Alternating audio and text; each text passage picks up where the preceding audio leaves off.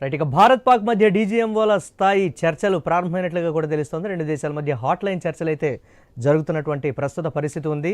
పరిస్థితులన్నీ కూడా సానుకూలంగా ఒక కొలిక్కి వస్తాయి అనేటువంటి ఒక సదృద్భావ వాతావరణంలో జరుగుతున్నట్లుగా కూడా తెలుస్తోంది. చర్చల అనంతరం బ్రీఫింగ్ ఇచ్చేటువంటి అవకాశం అయితే ఉంది. అయితే ఈ చర్చలకు ముందు ప్రధాని మోదీ నివాసంలో హై లెవెల్ మీటింగ్ జరిగింది. ఇక దీనిపై మనతో మాట్లాడటానికి మిట్టా పార్థసారథి గారు బీజేపీ, అలాగే సీనియర్ నేత, అలాగే అండసత్యం గారు అనలిస్ట్, వివిరావు గారు రిటైర్డ్ కల్నల్, వారు కూడా ఉన్నారు. ముందుగా వివిరావు గారితో మాట్లాడేటువంటి ప్రయత్నం చేద్దాం. రావు గారు, ఈరోజు జరిగేటువంటి చర్చలు సరే ఓన్లీ కాల్పుల విరమణ మీదే ఉంటాయా? అంటే గత కొన్ని రోజులుగా చూస్తే నేను ఒక్కరోజే అనుకుంటా పీస్ఫుల్గా భారతదేశం కానీ పాకిస్తాన్ కానీ ఉన్నటువంటి పరిస్థితి ఉంది.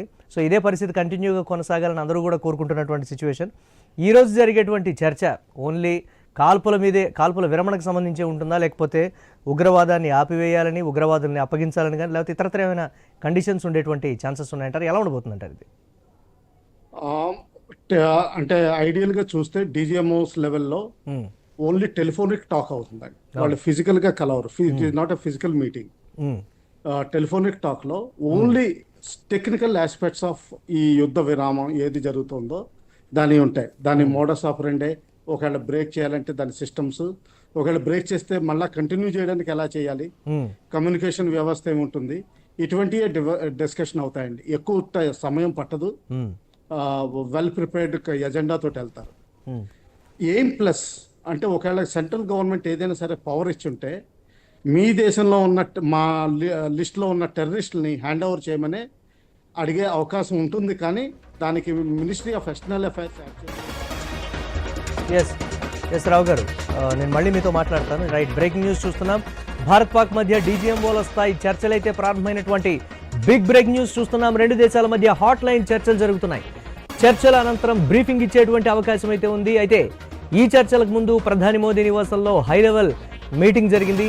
దీనికి సంబంధించి కూడా ఎంతో ఉత్కంఠగా అందరూ ఎదురు చూస్తున్నటువంటి పరిస్థితి ఉంది. గత కొన్ని రోజులుగా దేశంలో నెలకొన్నటువంటి ప్రస్తుత పరిస్థితుల దృష్ట్యా ఈ మీటింగ్లో ప్రాధాన్యం అయితే సంతరించుకున్నటువంటి పరిస్థితి ఉంది.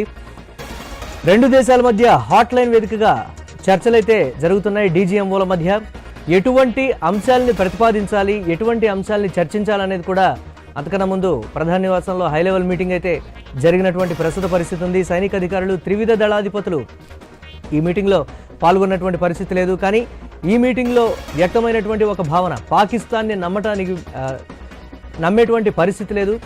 అందరూ కూడా త్రివిధ దళాధిపతులు ఎప్పటికప్పుడు కూడా అలర్ట్గా ఉండాలనేటువంటి ఒక మాట, సరిహద్దుల్లో ఎప్పటికప్పుడు కూడా అలర్ట్గా ఉండాలనేటువంటి ఒక నిర్ణయానికి అయితే వచ్చినట్టుగా ప్రస్తుత పరిస్థితి ఉంది. కానీ అంతర్జాతీయ సమాజం నిశితంగా భారత్ పాకిస్తాన్ మధ్య జరుగుతున్నటువంటి పరిణామాలను అయితే గమనిస్తూ ఉన్నటువంటి పరిస్థితి ఉంది. ప్రాధాన్యం అయితే సంతరించుకుంది డీజీఎంఓల సమావేశం. రైట్గా దీనికి సంబంధించి మరిన్ని అప్డేట్స్ మా ఇన్పుట్ ఎడిటర్ శ్రీకాంత్ అందిస్తారు. ఎస్ శ్రీకాంత్, ఎలా ఉండబోతున్నాయి దీనికి సంబంధించి, తర్వాత పరిణామాలు ఏంటి, దీనికి సంబంధించి ఎటువంటి నిర్ణయాలు తీసుకునేటువంటి అవకాశం ఉందనే దాని మీద సర్వత్రా ఆసక్తి నెలకొన్నటువంటి పరిస్థితి ఉంది. డీజీఎంఓల మీటింగ్ ఏ విధంగా ఉండేటువంటి ఛాన్స్ ఉంది? Murali, good afternoon. So Bharat Pak మధ్యలో ఆపరేషన్ సింధూర్ తర్వాత ఏదైతే కాల్పుల విరమణ ఒప్పందం జరిగిందో, విరమణ ఒప్పందం తర్వాత అంటే ఈ నెల 12వ తేదీ రోజు రెండు దేశాలకు సంబంధించి డీజీఎంఓలు మాట్లాడుకోవాలి చర్చలకు అని చెప్పేసి ఇది ఈ సీజ్ ఫైరింగ్ సంబంధించి తీసుకున్నటువంటి నిర్ణయం.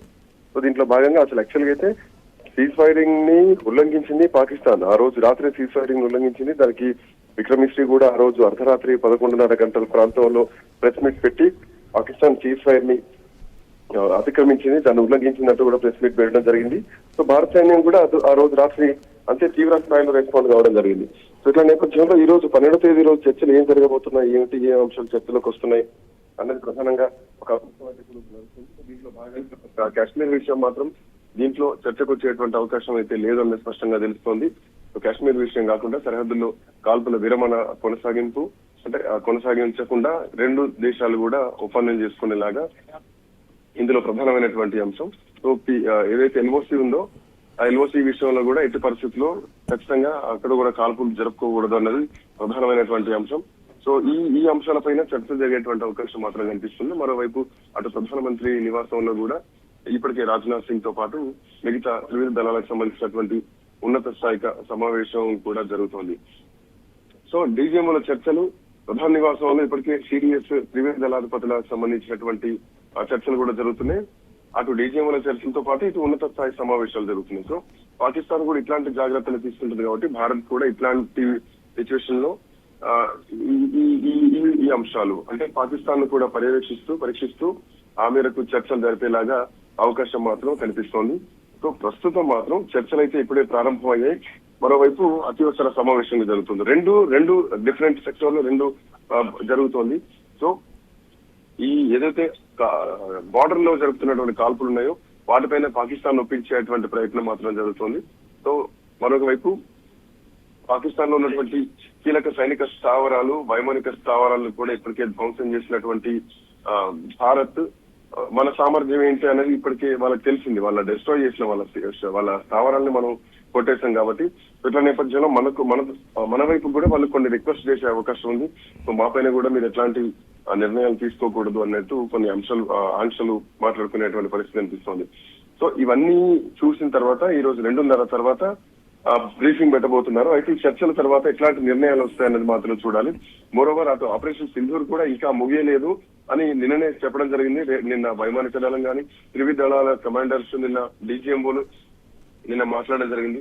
ఆపరేషన్ సింధూర్ కొనసాగుతుంది. పాకిస్తాన్ ఏ ఒక్క అడుగు ముందు చేసినా గానీ ఖచ్చితంగా మళ్ళీ తిరిగి రివర్స్ ఇస్తాం, ఒక్క బుల్లెట్ వస్తే గనక ఒక ఫిరంగిని పంపిస్తాం అని చెప్పేసి ఇప్పటికే ఒక హెచ్చరికను కూడా భారత ప్రభుత్వం జారీ చేసినట్టు పరిస్థితి తెలుసు.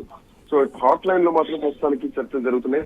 సో ఈ సమావేశంలో పాకిస్తాన్ చర్చలు ముందుకు సాగేందుకు అవకాశం ఉన్నట్టుగా మాత్రం ఇప్పటి వరకు ఉన్నటువంటి అవకాశాలు కనిపిస్తున్నాయి. ఎందుకంటే భారతదేశం మన శక్తి సామర్థ్యాలు ఏంటో చూపించాం కాబట్టి. సో పాక్ ఎట్లా రియాక్ట్ అవుతుంది అన్నది మాత్రం చూడాలి. ఈ రోజు మధ్యాహ్నం 2:30కు ప్రెస్ మీట్ లో ఫుల్ మొత్తం బ్రీఫ్ చేసేటువంటి ఛాన్సెస్ కనిపిస్తున్నాయి. Murali, right, thanks.